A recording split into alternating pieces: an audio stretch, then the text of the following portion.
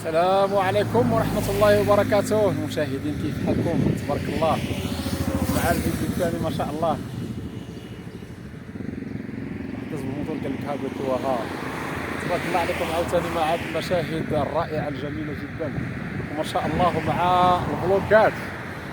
يا سلام يا سلام. صراحة هذه الأشياء اللي غادي نقول لكم من ضمن الأشياء اللي تعجبني بزاف هما ما شاء الله في الطبيعة كما شفت معنا قبيله. يا سلام يا سلام. واحد القضيه باغي نديرها ان شاء الله نحاول نشاركها معكم، هي ان بان لي واحد البيكوب ربما عرفتش لكم هو تيدير الليمون 2 دراهم. غنمشيو نتغداو عنده ناخذ شي ليمون. ايوا سيدي ونخليكم مع المشاهد الرائعه الجميله وتبارك الله عليكم ونخليكم معنا على الطريق. نحن صاحب الليمون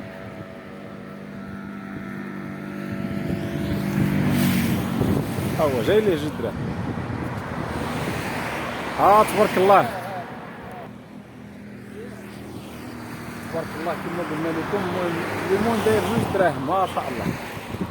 تيبان لي ليمون زويون لان ديجا انا فايتني صراحه شريت ليمون ممتاز جدا ما شاء الله. عرفتي فيه واحد الحلاوه وشابع الماء ديال العصير، خصوصا في هذا الشهر الكريم ديال رمضان اللي باغي يتهلا في راسو بالعصير ياخذ الليمون.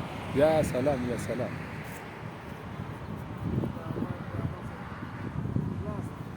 خليه التوجيه.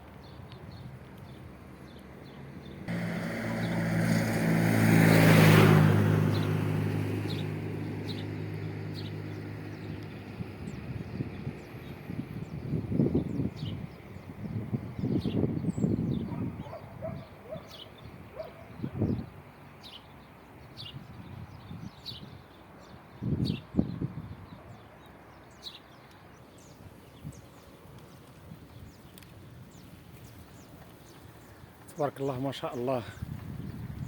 يا سلام يا سلام ما شاء الله على هذه المناظر هذه. صراحة والله إن العظيم إلى النفس لا تتفوج. السلام عليكم. إذا تتحس صراحة بواحد الارتياح. يا سلام يا سلام. ونسيت ما قلت لكمش أنني أنا خديت بعد الليمون، خديت واحد 10 كيلو ديال الليمون ما شاء الله 2 دراهم. صراحة خصوصا في هذا الشهر الكريم مع العواصر. يا سلام. شوف تبارك الله تبارك الله تبارك الله. يا سلام يا سلام يا سلام. وما زلنا في الطريق ودائما مع الرياضة. شيء رائع رائع رائع. واحد مسجد بيت من بيوت الله.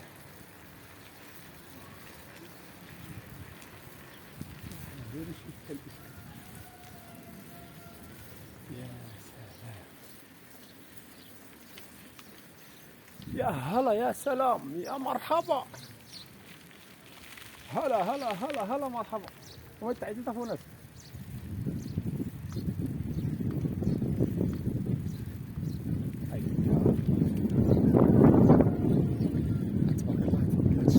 شوف واحد المنظر، واحد المنظر، ياه الله الله الله الله الله على منظر، والله ترى العظيم الى منظر واعر واعر واعر واعر.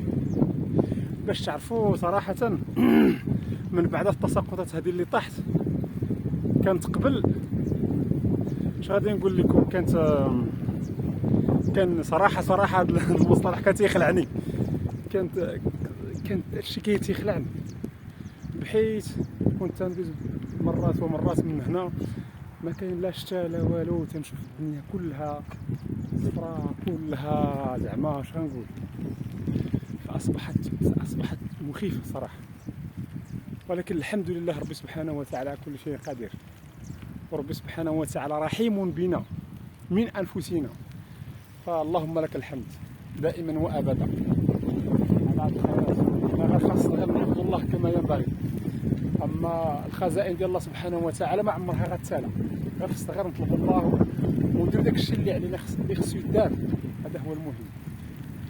وربي سبحانه وتعالى راه رحيم بنا اكثر من انفسنا، اكثر منا غنرحموا حنا، فاللهم لك الحمد. ونخليكم عاوتاني ما شاء الله مع المناظر، الطريق والمناظر والروعه، وما نساوش الروعه دائما الروعه، الروعه حاضره في كل شيء.